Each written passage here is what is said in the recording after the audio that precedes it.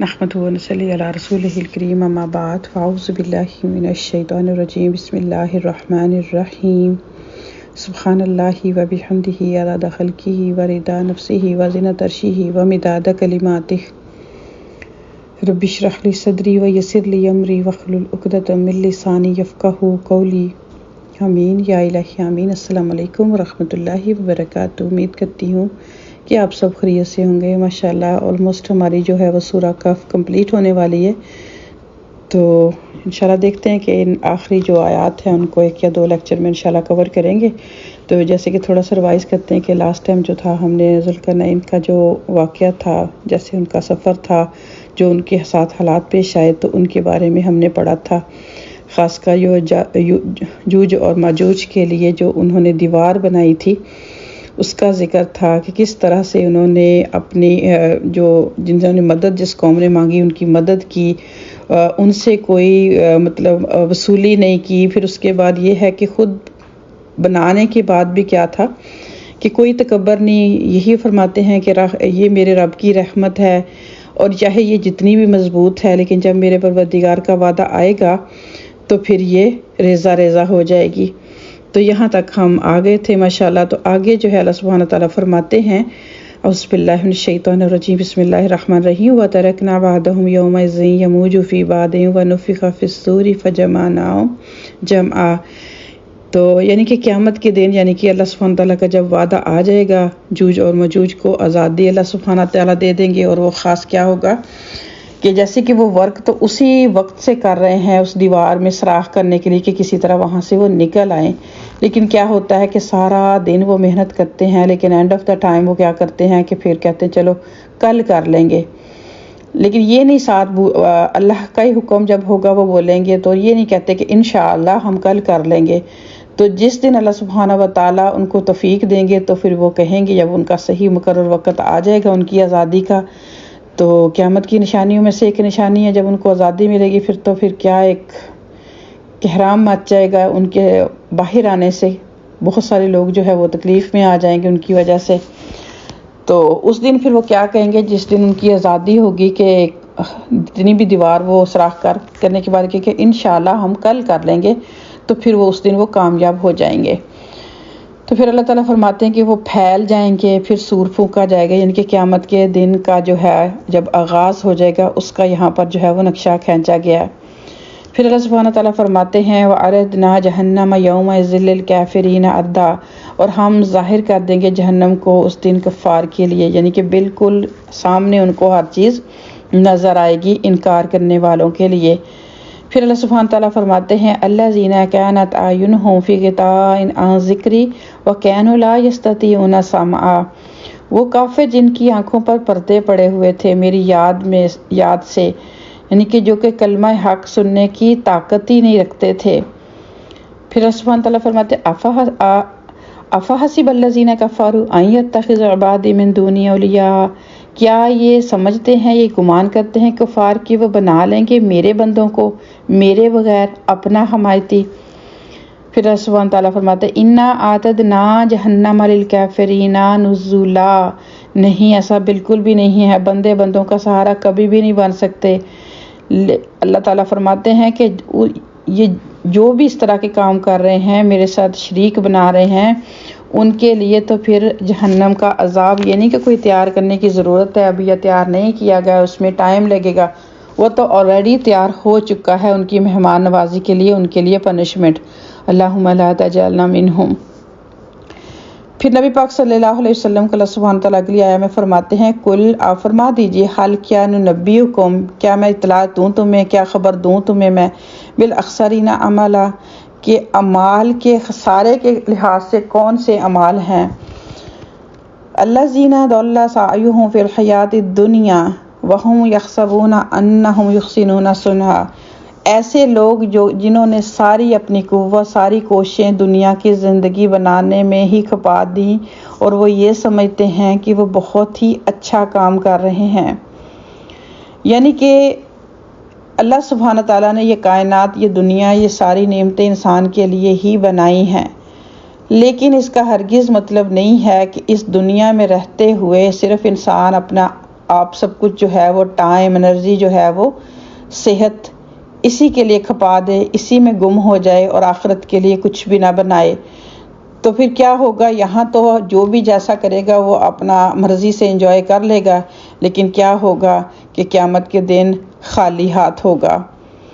اولئک الذین کفروا بآیات ربہم ولقائہ فحبطت اعمالہم فلا نقیم لہم یوم القیامۃ وزنا۔ یہی وہ بد نصیب ہیں جنہوں نے انکار کیا اپنی رب کی آیتوں کا اور اس کی ملاقات کا، تو ضائع ہو گئے ان کے اعمال، تو قیامت کے دن ہم ان کے لیے ترازو ہی قائم نہیں کریں گے۔ تو پھر اللہ سبحانہ تعالیٰ فرماتے ہیں کہ جن کا آج اگر رویہ ایسا ہے کہ اپنی انرجی، اپنا جو جتنا بھی ٹائم ہے وہ اس دنیا کو حاصل کرنے کے لیے ہی خرچ کر رہے ہیں، تو پھر ایسے ہی لوگ ہیں جنہوں نے ہماری آیتوں کا انکار کیا اور اللہ تعالیٰ کی ملاقات کا، تو پھر ان کے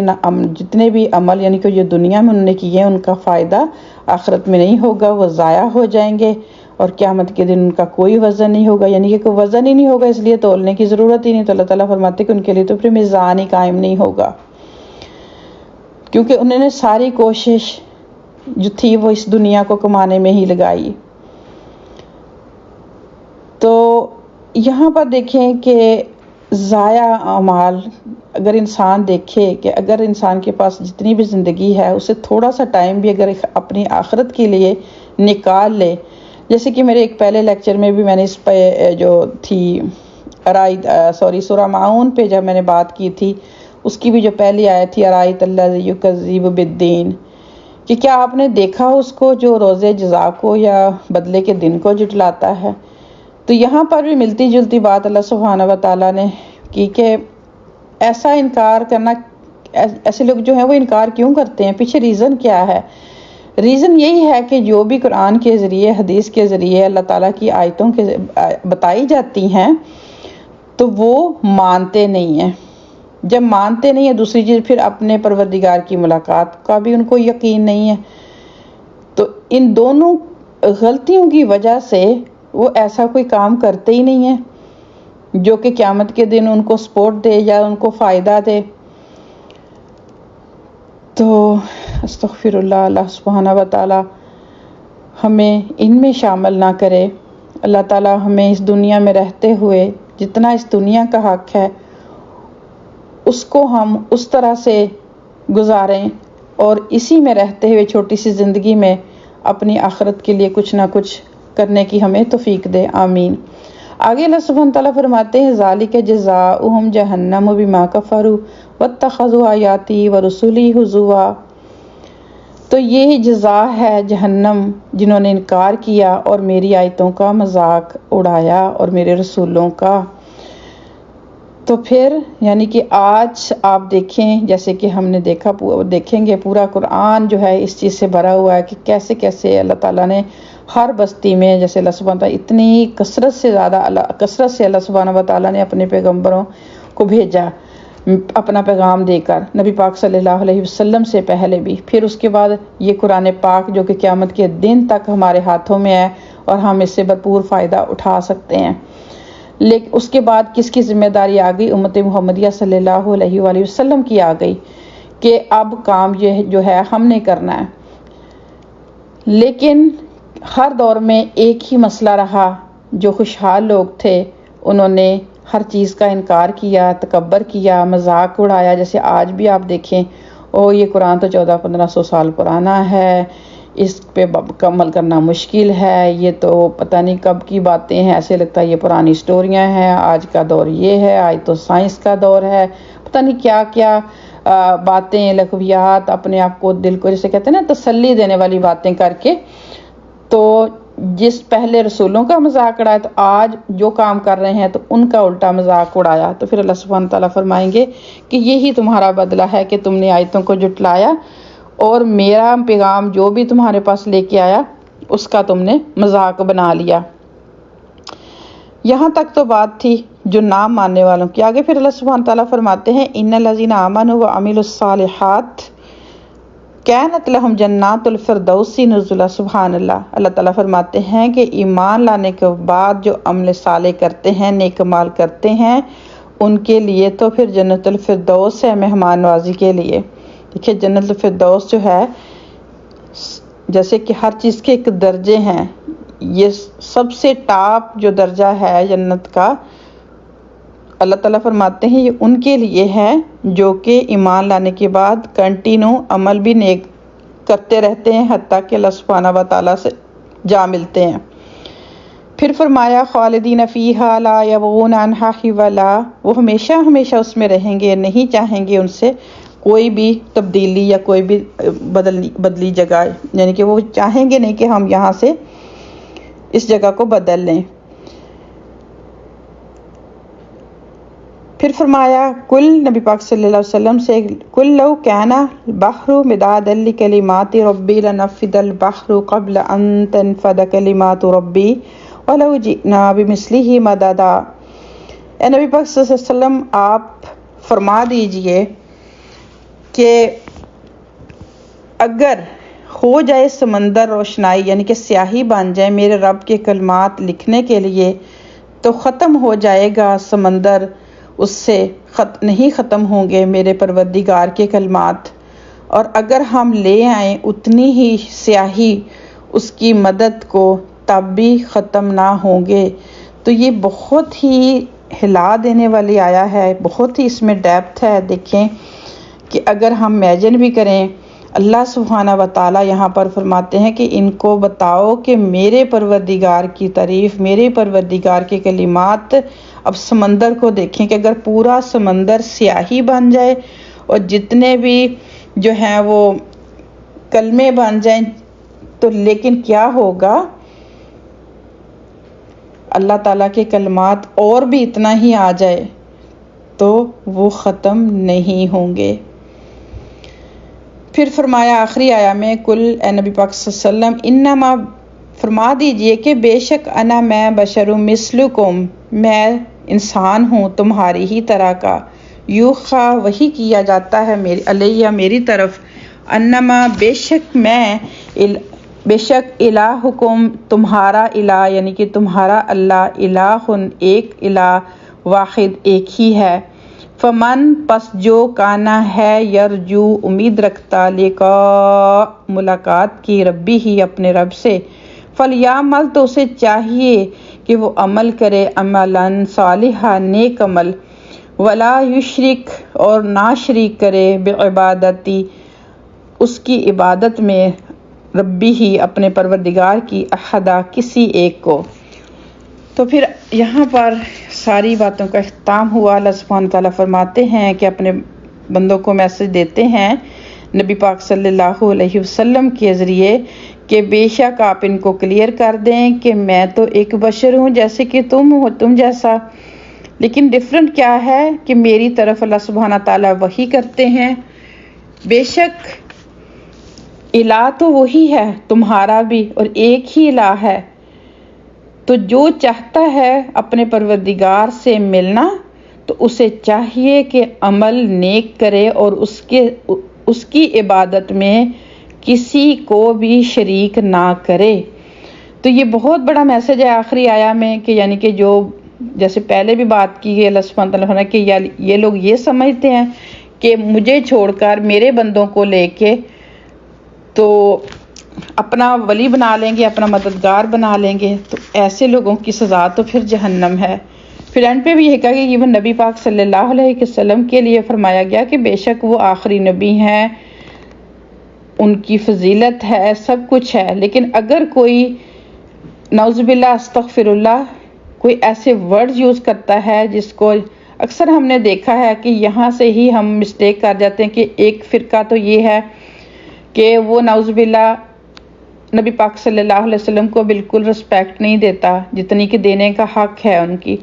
اور دوسرا فرقہ کیا کرتا ہے کہ سم ٹائم اللہ کے برابر لے جا کے کھڑا کر دیتا ہے، تو وہ بھی غلط ہے۔ تو جیسے کہ نبی پاک صلی اللہ علیہ وآلہ وسلم کے پاس ایک دفعہ ایک شخص آیا، تو اس نے کچھ پوچھا، تو آگے سے اس نے جواب میں کہا جو اللہ چاہے اور رسول صلی اللہ علیہ وسلم چاہیں، تو آپ صلی اللہ علیہ وسلم نے فرمایا کہ نہیں، یہ مت کہو، صرف یہ کہو کہ جو اللہ چاہے۔ تو یہاں پر بھی آخری آیا میں بھی بات کلیئر کی گئی کہ اللہ سبحانہ و تعالی میری طرف وحی کرتے ہیں اور وہی چیزیں میں آپ لوگوں کو بتاتا ہوں۔ میرے اور تمہارے درمیان فرق صرف یہی ہے۔ لیکن اگر کوئی اللہ کے برابر مجھے سمجھے یا پھر میری قبروں کو مزار بنائے، میرے آگے وہ چیزیں کرے، تو پھر ایسی بہت ساری ہمیں انشاءاللہ فیوچر میں بات کریں گے۔ تو آج کا میسج صرف اتنا ہی ہے کہ ہمیں جو کچھ بھی نبی پاک صلی اللہ علیہ وآلہ وسلم نے بتایا اس پر ہمیں عمل کرنا ہے، اس کے مطابق جیسا کہ انہوں نے فرمایا۔ باقی رہا معاملہ اللہ سبحانہ تعالیٰ کا، تو اللہ سبحانہ تعالیٰ کے ساتھ وہ ایک ہی ہے، وہ سب کا پروردگار ہے، اس کے ساتھ کسی بھی انسان کو شریک نہیں کرنا۔ اگر کوئی اللہ تبارک و تعالیٰ کی ملاقات کا طلبگار ہے اور اس دن کامیاب ہونا چاہتا ہے تو سب سے پہلا کام نیک اعمال اور اس پر یقین، اس کی ملاقات پر یقین، اس کی پاور پر یقین کہ اس کو نہ تو کسی سہارے کی ضرورت ہے اور نہ ہی آپ کو کسی کے سہارے کی ضرورت ہے اس تک پہنچنے کے لیے۔ ہر چیز واضح ہے، ہر چیز کلیئر ہے اس قرآن پاک میں۔ اگر پھر بھی انسان ادھر ادھر اپنے آپ کو ہچکولے لے کے پھر رہا ہے، سہارے ڈھونڈ رہا ہے، تو پھر اس کی جو ہے وہ اپنی غلطی ہے، وہ اپنے آپ کو خود خسارے میں ڈال رہا ہے۔ تو اللہ سبحانہ وتعالی ہم سب کی مدد فرمائے اور مزید ہمارے علم میں اضافہ فرمائے۔ اور میری دعا ہے کہ اس سورہ آج ماشاءاللہ ہماری کمپلیٹ ہوئی۔ اگر سٹل کوئی کنفیوزنگ کوئی کویسچن ہو تو آپ بلا جھجک مجھے کال کر سکتے ہیں، میسج کر سکتے ہیں۔ انشاءاللہ اچھی باتوں کا سلسلہ جاری رہے گا۔ میرے نیکسٹ لیکچر میں انشاءاللہ ہم کوئی اور سورہ پک کریں گے۔ تو ملاقات ہوتی ہے پھر کسی نئی سورہ کے ساتھ، دعاؤں میں یاد رکھیے گا۔ السلام علیکم ورحمۃ اللہ وبرکاتہ۔